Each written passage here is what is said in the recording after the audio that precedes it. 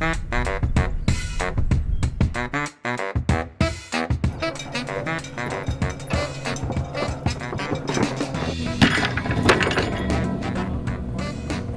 White, Ehrin Jordan. I'm glad to meet Ehrin you. Jordan, Jasper White. Ehrin Jordan. How are you? I'm good. Nice to meet you.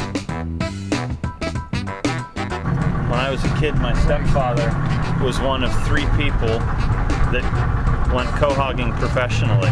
This guy, my stepbrothers, my stepfather and I, and Eddie Stojak.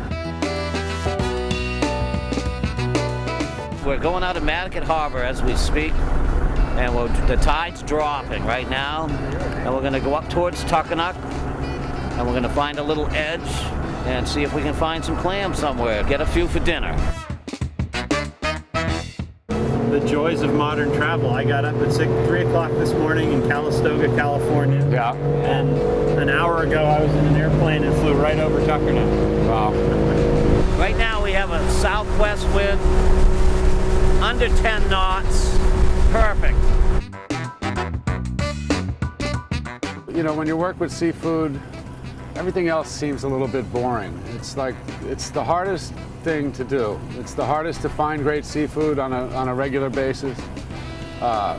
It takes a lot of skill to cook it just right, or not cook it, or know when not to cook it and how to cook it.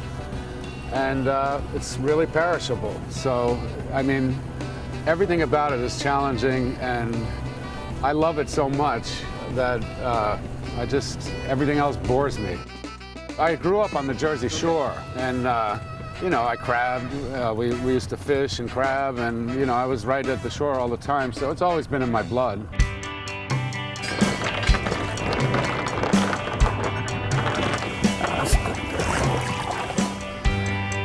Woohoo! And I haven't done this in a long time. Hear it? Hear that? That's a clam.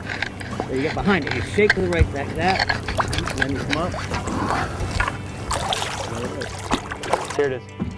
Now, that sound. Oh, I hear it. Okay. And then you just dig it up. Well, I've had a almost lifelong relationship with Nantucket.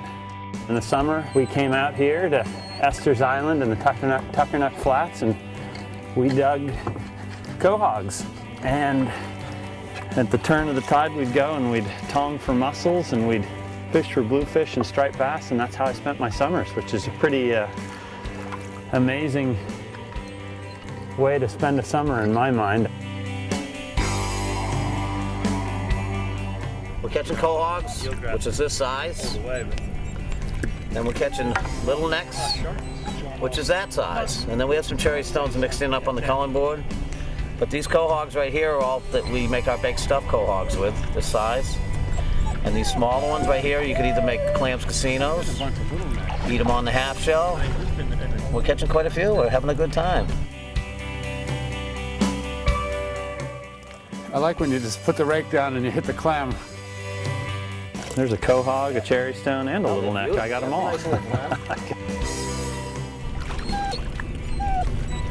Hey, my first double. All right, you did it. No, it's not a double, it's a triple. I was gonna say, there's another one. All right.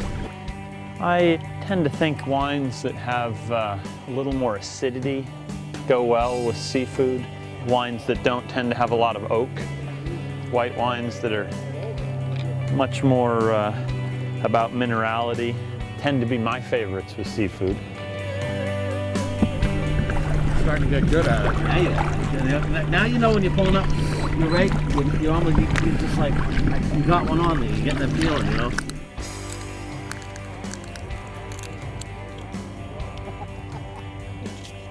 I had to dig in here, guys. I couldn't take it anymore.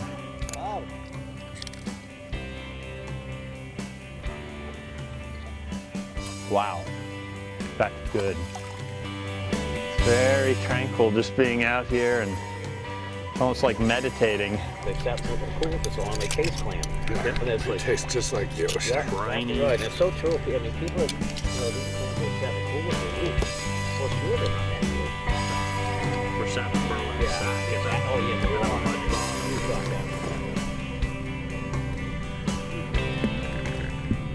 That is so delicious. Oh my God.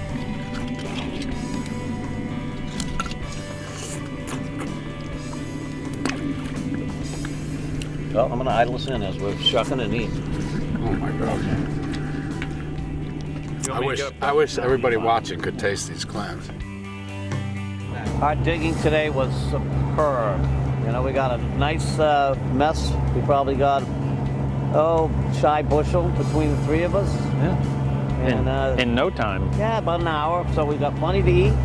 It reaffirmed my feeling that eating clams right out of the water is one of the great delicacies of being on Nantucket.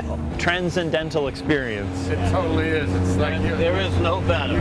this is the best restaurant in the world right now at this moment. This is the best dish in the world.